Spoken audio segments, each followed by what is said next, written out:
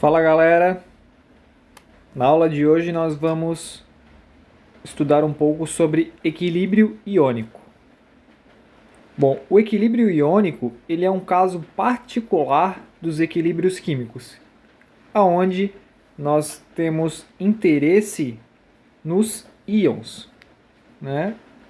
Então, a gente pode dar destaque aqui, para os íons. Joia? O que são esses íons? Íons são espécies químicas que perderam ou ganharam elétrons em razão de reações. Esses íons eles se classificam em ânions e cátions. Lembrando, os ânions eles são espécies químicas que receberam elétrons e ficaram carregados negativamente.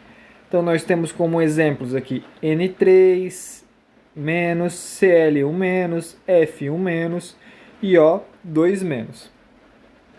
E os cátions, eles são espécies químicas que perderam elétrons e adquiriram carga positiva. Como exemplo, a gente pode dar o Al3+, alumínio 3+, sódio 1+, magnésio 1+, e chumbo 4+. Joia? Bom, então os equilíbrios iônicos eles estão focados, né, nas espécies químicas que apresentam íons em sua composição quando dissociados. Joia?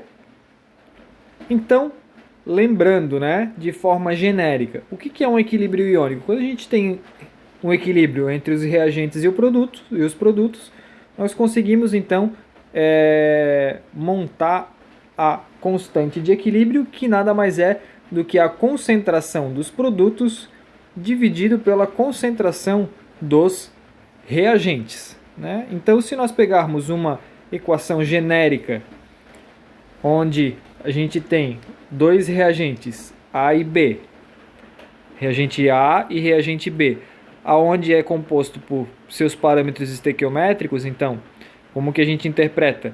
O A minúsculo é o parâmetro estequiométrico, que vem do balanceamento, e o A maiúsculo é a espécie química.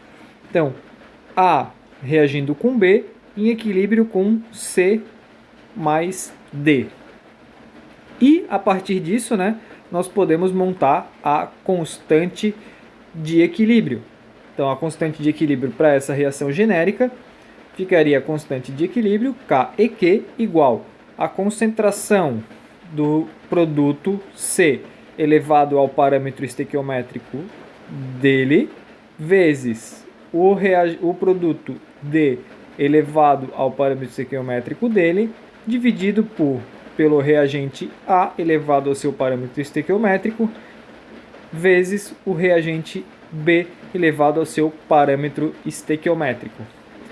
E agora, se a gente então dar foco para os equilíbrios iônicos, né, se a gente pensar agora apenas nos equilíbrios iônicos, a gente vai ter uma dissociação de um íon.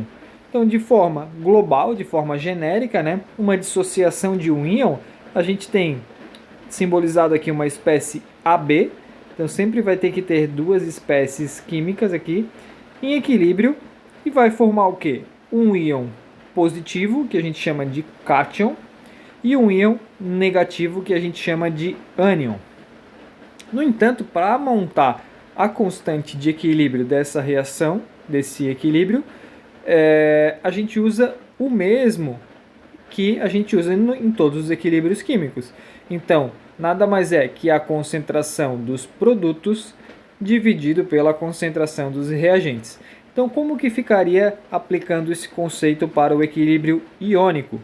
Então, nós teríamos a constante de equilíbrio, né? No caso aqui, um equilíbrio iônico, seria a concentração de A positivo vezes a concentração de B negativo dividido pela concentração de AB.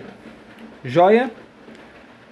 Bom, então vamos aplicar um pouco desse conhecimento em alguns equilíbrios químicos que estão representados aqui. Então, cloreto de sódio, né, NaCl. em equilíbrio com o sódio positivo e o cloreto negativo. Como que a gente pode, então, fazer a constante de equilíbrio para essa reação? Então, constante de equilíbrio é igual ao quê? A concentração do sódio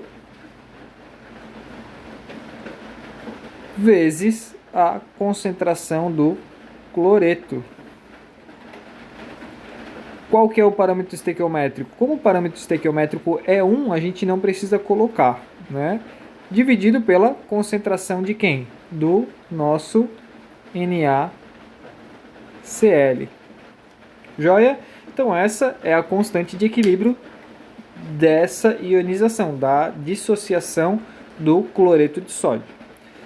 Agora, o segundo exemplo, a gente tem o hidróxido de sódio, que é o NaOH. Então, a constante de equilíbrio nesse caso vai ficar o quê? A concentração do cátion, Na+, vezes a concentração do ânion, OH-, dividido pela concentração do reagente de partida, que é o NaOH. Terceiro exemplo, sulfato de magnésio.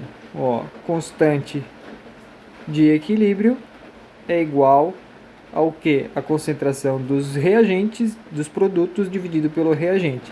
Então, concentração do Mg2+, vezes a concentração do SO4 2-, dividido pela concentração do MgSO4.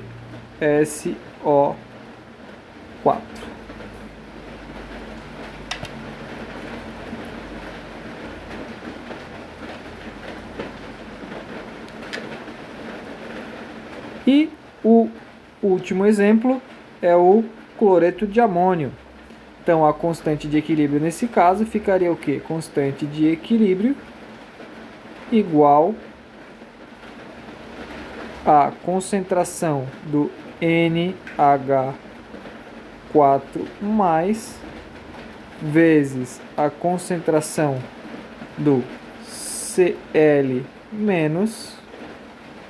dividido pela concentração do NH4Cl. Um detalhe importante, vamos botar um asterisco aqui em cima, um asterisco vermelho.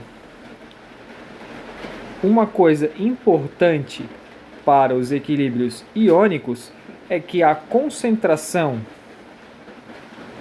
dos íons dissociados é igual, ok?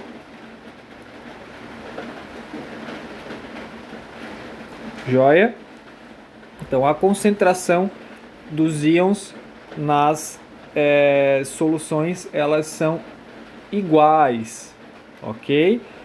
Pensando que a gente sempre tem a dissociação de uma carga positiva para uma carga negativa, joia? Então, a gente tem que fazer essas considerações. Da mesma forma aqui, a gente pode sim assumir que a concentração do Na+, ela é igual à concentração do OH-. Aqui, a concentração do Mg2+, ela é igual à concentração do SO4 2-.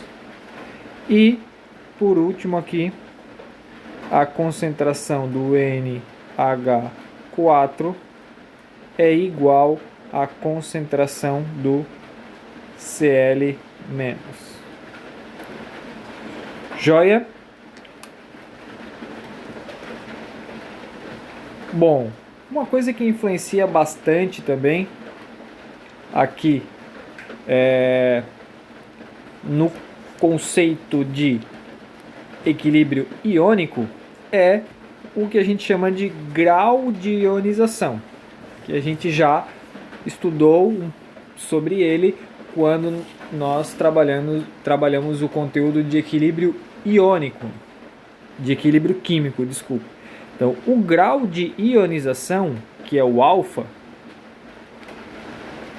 aqui, ó, que a gente dá o destaque para o alfa, ele indica a quantidade relativa de reagente que efetivamente participa da reação, ok?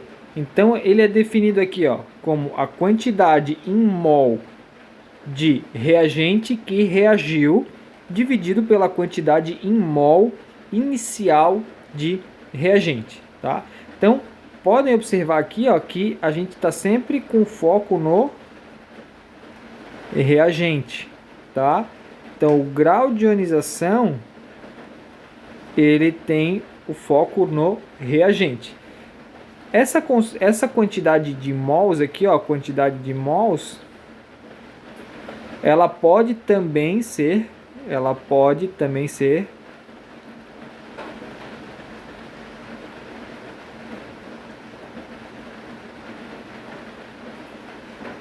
a concentração molar.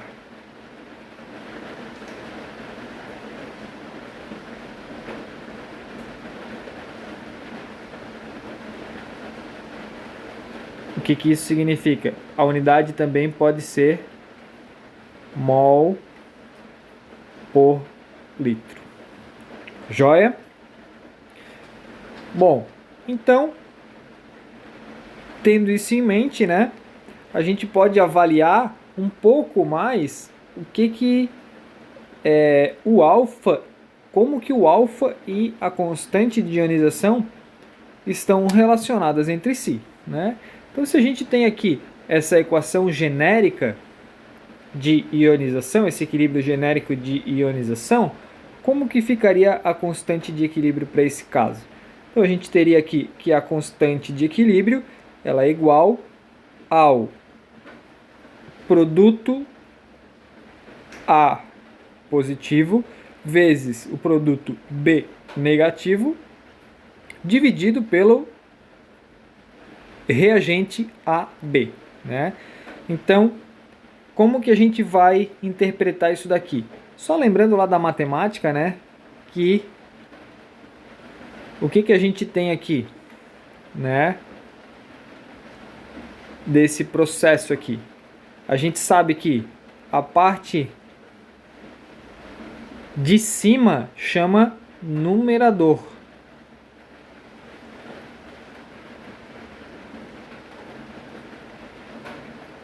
E a parte de baixo chama denominador,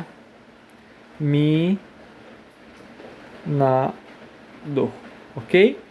Então, só para a gente lembrar, porque esses termos aqui eles aparecem quando a gente faz as comparações.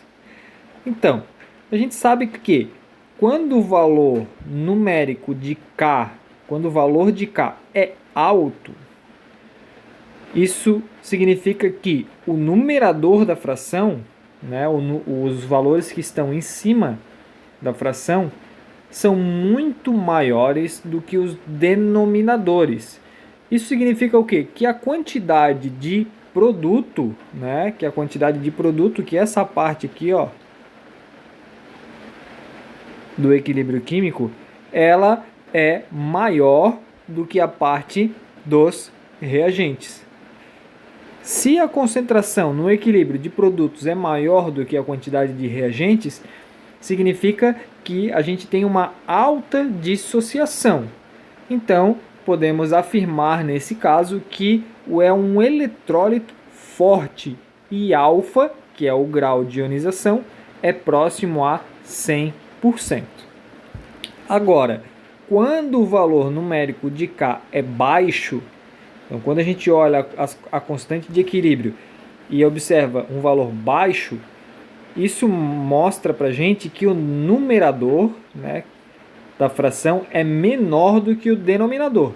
Então significa o quê? Que a concentração dos produtos é menor que a concentração dos reagentes. Então a gente pode concluir que é uma dissociação ou ionização baixa.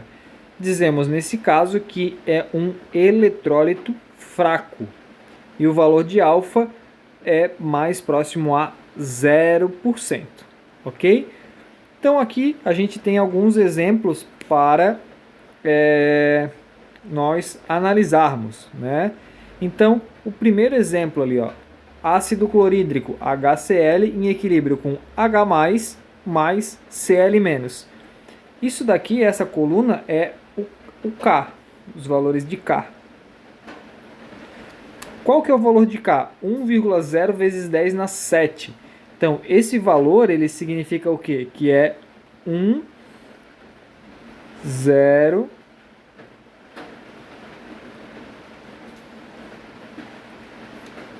tem 7 zeros, vírgula 0. Esse é o valor aqui. Então, é um valor muito alto. Quando a gente tem esse valor muito alto, a gente interpreta que o alfa é próximo de 100. Então, a gente tem um alfa, um grau de ionização alto, representando um eletrólito forte. Ok? O segundo caso, HNO2, em equilíbrio com H+, mais NO2-. Esse valor ele é representado da seguinte forma, ó, 0,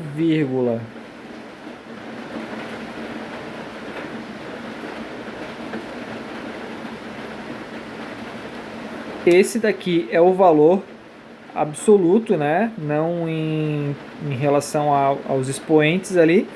Então, a gente pode observar que é um valor bem baixo, né? Um valor baixo para uma constante de equilíbrio. Então, isso representa que o nosso grau de ionização vai ser baixo. Então, a gente trata de um eletrólito fraco, de intermediário para fraco, né? Mas mais para fraco do que para forte, ok? E o terceiro exemplo, a gente tem o ácido cianídrico, que é o HCN em equilíbrio com H+, mais Cn-. Então aqui, ó, nós temos esse número, ó, 0,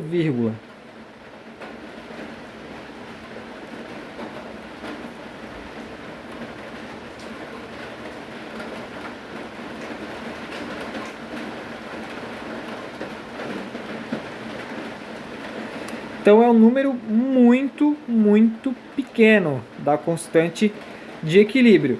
Quando a gente tem um número muito, muito pequeno para a constante de equilíbrio, nós podemos dizer que que esse equilíbrio ele é de um eletrólito fraco e o valor de alfa ele é muito próximo de 0%.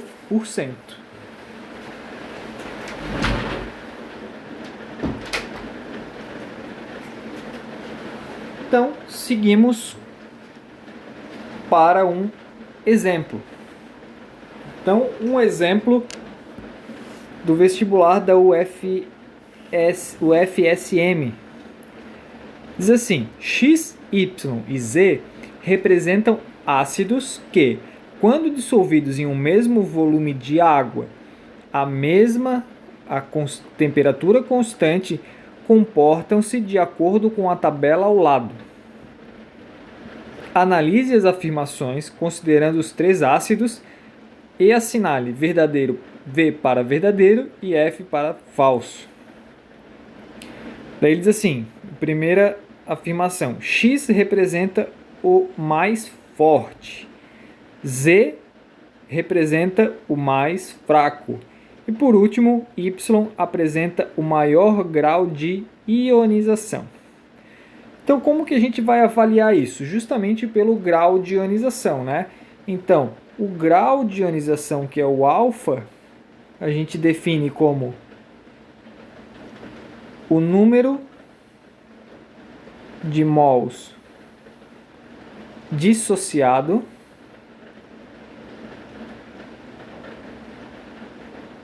ou ionizado dividido pelo número de mols inicial. Ok? Então vamos lá, ó. Vamos fazer o grau de ionização para os 3 diferentes reagentes. Então, o alfa do X vai ser quanto? Quantos mols ionizados a gente tem? 2 mols. Então aqui, 2 mol dividido por qual que é o número de mols dissolvidos, ou o número de mols inicial? 20. Então, 20. 2 dividido por 20, a gente vai ter o valor de 0,1. Ok? Aqui é mol também. Então, a unidade corta com a unidade. Então, o alfa é um parâmetro que a gente chama de parâmetro adimensional. Ok? Vamos agora para o reagente Y. Qual que é o grau de ionização do reagente Y? Alfa é igual a quantos mols ionizados? 7 mols. Qual o valor de mols inicial? 10. Então, 7 dividido por 10 vai dar... O grau vai ser definido como o grau de ionização dessa reação. Ok? Novamente, adimensional. E por último, o nosso reagente Z. Z é igual, né? Opa, desculpa. Deixa eu ajeitar aqui.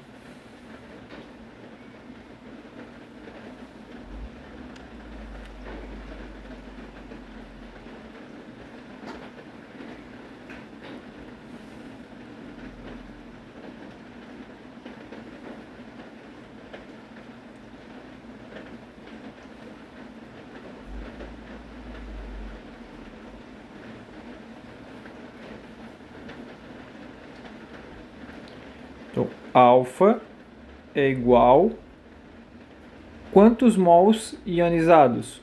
1. Dividido por quantos mols inicial? 5. Então, 1 dividido por 5 é 0,2. Ok?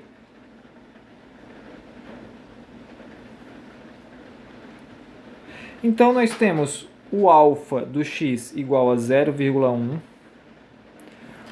o alfa do Y 0,7 e o alfa do Z 0,2, ok? Então, agora a gente já tem capacidade de fazer as avaliações das alternativas. Então, vamos lá para as alternativas. Então, X representa o mais forte. Quanto mais forte, maior o número de alfa, ok? Então, lembrando que o alfa, ele vai de 0 até 1, ok? Ou em porcentagem, ou de 0% até 100%. Então, 0,1%, 0,1, um alfa igual a 0,1 significa 10%. Um alfa de 0,7 significa 70%. E um alfa de 0,2 significa 20%. Então, X representa o mais forte. X não é o mais forte. Qual que é o mais forte? O mais forte é o Y. Então, isso daqui é falso. Z representa o mais fraco. Não, né? O mais fraco é qual? é o X, que é 0,1. Então isso aqui também é falso. Y apresenta o maior grau de ionização.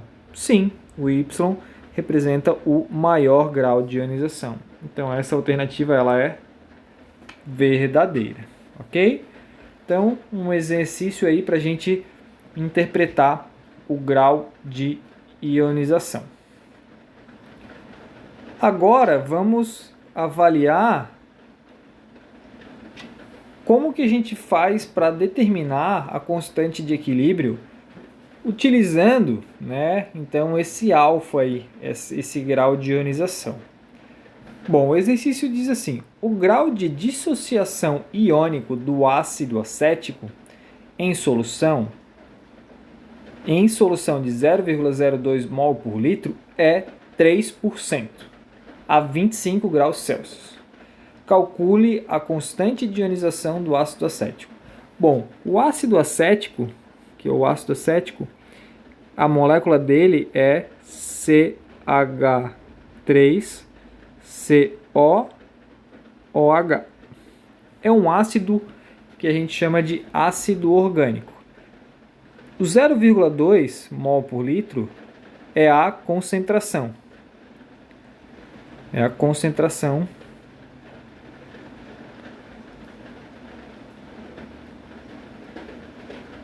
molar. E o 3% é o grau de dissociação. Só que aqui ele está em porcentagem, né? Então ele não é o alfa direto. O alfa é a porcentagem dividido por 100. Então o alfa nesse caso é 0,03, ok? 0,03, que nada mais é do que 3%. Então, primeira coisa, a gente vai ter que entender um pouco como que é essa ionização do ácido acético. Vamos colocar aqui, ó, CH3COOH é o nosso reagente. Ele vai dissociar em H mais CH3COO menos. Ok? Então essa é a dissociação do ácido acético. Então, na primeira linha da coluna, ele diz para a gente a quantidade inicial de mols. Qual que é a quantidade inicial de mols de ácido acético? É 0,02 mol por litro. Joia? Qual que é a quantidade inicial de H+? Então a primeira coluna aqui é do H+. No momento inicial não dissociou nada, eu não tenho dissociação ainda no momento inicial. Então de produto eu tenho 0 e 0. Joia? A quantidade de mols ionizados. A quantidade de mols ionizados ela é definida como o número de mols vezes o alfa, ok? Ou também a concentração vezes o alfa. Então, nesse caso aqui, como que vai ser? Como que a gente vai determinar essa concentração, para, essa aqui, ó, para o CH3COOH. A gente vai fazer a concentração vezes o alfa. Qual que é a concentração? 0,02. Qual que é o alfa? 0,03. Então,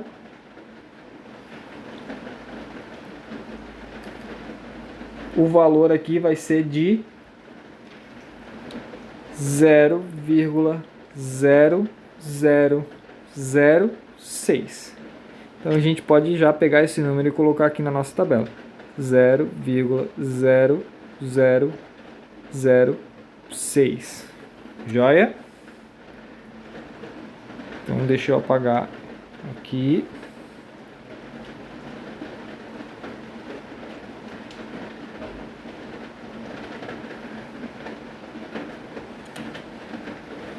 Bom, e qual que é a quantidade de mols ionizados de H+ e CH3OO-? É a mesma quantidade ionizada do nosso reagente. Então aqui a gente simplesmente repete o valor, 0,0006 e aqui 0,0006. Joia? A terceira coluna é a quantidade de mols no equilíbrio. Vejam, a segunda linha está dizendo a quantidade de mols ionizados. Essa quantidade de mols ionizados não é ainda a quantidade no equilíbrio. Então, para o nosso reagente, a quantidade de mols no equilíbrio ela é definida pela concentração ou o número de mols inicial menos o número de mols ionizado. Ok? Então, de novo aqui para o nosso reagente.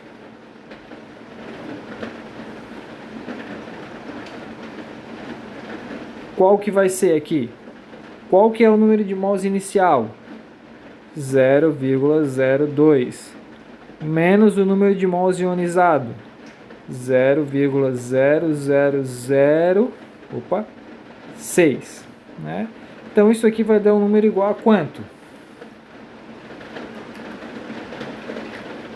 0,0194, ok?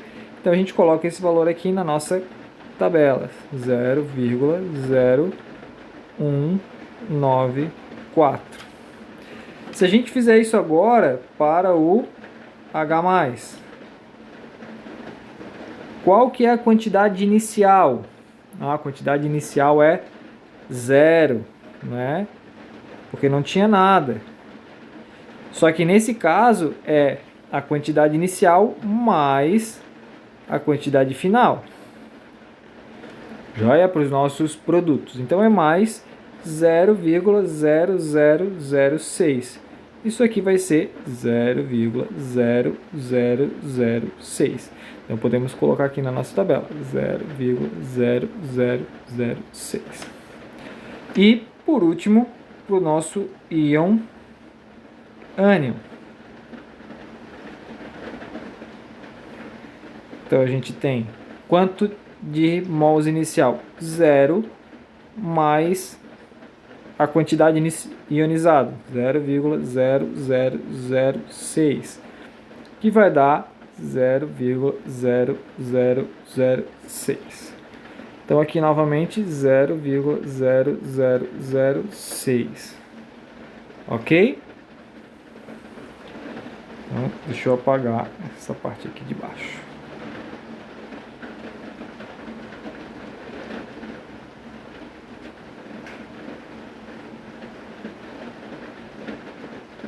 Bom, o que a gente pode já começar a interpretar desse processo, né? Uma coisa que a gente já tinha visto lá atrás, que a gente pode observar que a concentração de H+, ela é igual à concentração de CH3COO-, lá no equilíbrio, né?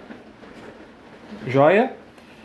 E como que a gente monta então aqui, a nossa constante de ionização, né? Que a gente fez tudo isso para determinar a nossa constante de ionização, que a gente vai chamar de KI aqui nesse caso.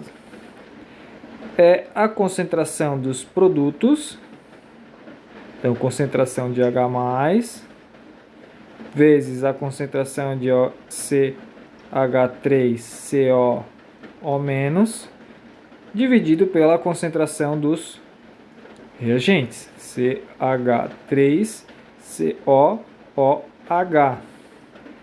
Ok? Agora, professor, quais dados eu tenho que usar para determinar a constante de ionização? São os dados da reação no equilíbrio. Então é sempre a última coluna aqui, ó, dessa nossa tabelinha, ok?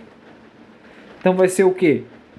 0,0006 vezes 0,0006 dividido por 0,0194. Então, quanto que vai dar isso ali?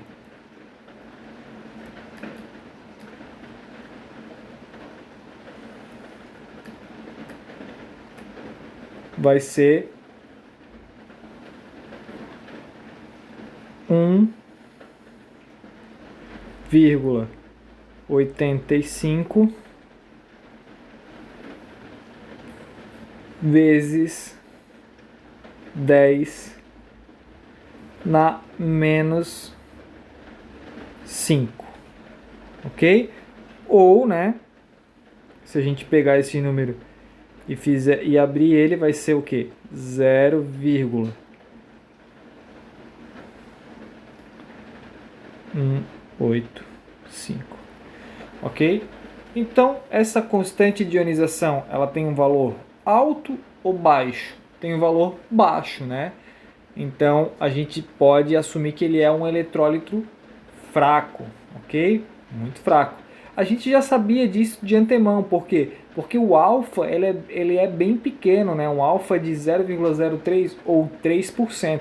Então, a gente já sabia que essa constante de ionização teria que dar um número bem baixo. Joia?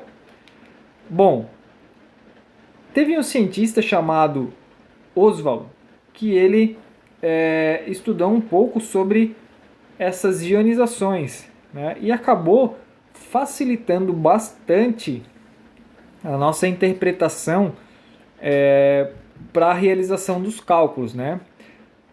E ele desenvolveu uma lei de diluição. Diz assim, a lei de diluição de Oswald relaciona o grau de ionização com o volume de diluição da solução. Podemos deduzi-la usando a tabela já explicada no cálculo do equilíbrio anteriormente, né? E vamos supor que o número de mols do eletrólito AB dissolvido em um volume da solução e apresentando o grau de ionização como alfa. Joia? Então a gente tem aqui, conforme a tabelinha que a gente viu ali anteriormente. Então, BA é o nosso reagente, que ele dissocia em B+, mais A-. Joia? Então ali, ó, a primeira linha é a quantidade de mols inicial. Então, qual que é a quantidade de mols inicial? É N, que é o número de mols que foi colocado naquela reação. Qual que é o número de mols inicial dos nossos reagentes? É zero, né? Dos nossos produtos, desculpa, é zero, não tem nada no momento inicial. Após um certo tempo, né, de ionização, a gente pode então dizer a quantidade de mols ionizado, que vai ser o quê? Vai ser o número de mols inicial vezes o grau de ionização dessa reação. Joia? E a quantidade de reagente ionizado vai ser igual à quantidade de produto ionizado e a quantidade do produto B+, e do produto A-. Joia? Qual que é a quantidade de mols no equilíbrio? É o número de mols inicial menos o número de mols ionizado. Joia? No caso do B+, e do B-, a gente viu pelo exemplo anterior que o número de mols no equilíbrio ele é igual ao número de mols ionizado, né? Por quê? Porque no momento inicial não tem nada, é zero. Joia? E qual que seria então a concentração no equilíbrio? Concentração é o número de mols dividido pelo volume dessa solução, né? Então a gente consegue fazer aquela relação ali com o volume, joia? Que é o número de mols dividido pelo volume. Então a gente tem aqui, né? Se a gente pegar a constante de equilíbrio, né? Se a gente conseguir fazer aqui, ó, a constante de equilíbrio é igual ao que? A concentração de B+, vezes a concentração de A-, dividido pela concentração de AB. E a gente pega os dados lá do equilíbrio, né? Então a gente pega aqui a constante de equilíbrio. Vai ser igual, qual que é a concentração lá do equilíbrio? Vai ser o quê? Vai ser N-alfa dividido pelo volume, vezes N-alfa dividido pelo volume. Dividido pelo quê? N multiplica 1 menos alfa dividido pelo volume. Joia? Então, a gente consegue chegar nessa equação aqui, ó. Por quê? Porque N sobre V é a concentração, ó. Ok? Então, se a gente pegar aqui nesse primeiro caso, a gente consegue fazer o quê? Que é N sobre V ao quadrado vezes alfa ao quadrado dividido por N sobre V, que multiplica 1 menos alfa. Então, esse daqui a gente corta com esse expoente e a gente sabe que N sobre V é a concentração. Então, a constante de equilíbrio ela vai ficar igual à concentração do reagente vezes alfa ao quadrado dividido por 1 menos alfa. Então, essa daqui, né, é a nossa equação para determinação da constante de equilíbrio a partir da lei de diluição de Ostwald. Então, agora a gente pode aplicar esse conceito aqui, né, para os nossos exemplos. Lembrando que, novamente, para eletrólitos muito fracos, ó, quando o alfa é muito fraco, né, nesse caso temos que 1 menos alfa é muito perto de 1. Assim, a lei de Ostwald, né, se a gente pegar e dizer que 1 menos alfa é quase igual a 1, a gente pode dizer que para essas situações, a constante de equilíbrio é igual à concentração do reagente vezes alfa ao quadrado. Então, vamos aplicar aqui esse conceito para o nosso exemplo anterior, né, que a gente fez bastante conta e muita interpretação. Então, só lembrando que o alfa não é 3%, né? Alfa é quanto? Alfa é igual a 0,03. Joia? Então, vamos aplicar aqui na nossa equação. Qual que é a concentração do reagente? 0,02 vezes.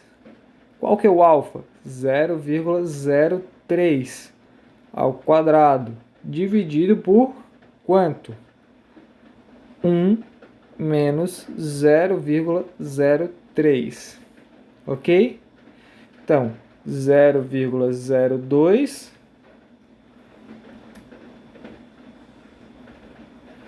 alfa ao quadrado é igual a 0,0009 dividido por 1 menos alfa,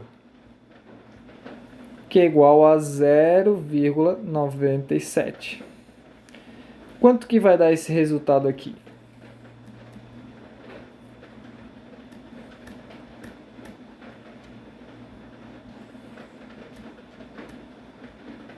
É igual a 1,85 vezes 10 na menos 5. Exatamente o resultado que a gente teve anteriormente. Agora, se a gente interpretar que esse alfa era muito pequeno, né? Então, se a gente fizer a conta, imaginando que o alfa é muito pequeno, a gente ficaria com a equação dessa forma: a concentração do reagente vezes alfa ao quadrado. E o parâmetro de baixo, ele não tem mais. Ok? Então, o que a gente pode fazer nessa situação? A gente considera aqui, ó, né, a gente faz a conta K é igual à concentração do reagente 0,02 vezes 0,03 ao quadrado, que é igual a 0,02 vezes 0,009. Opa, faltou um zero aqui, né? E esse número vai dar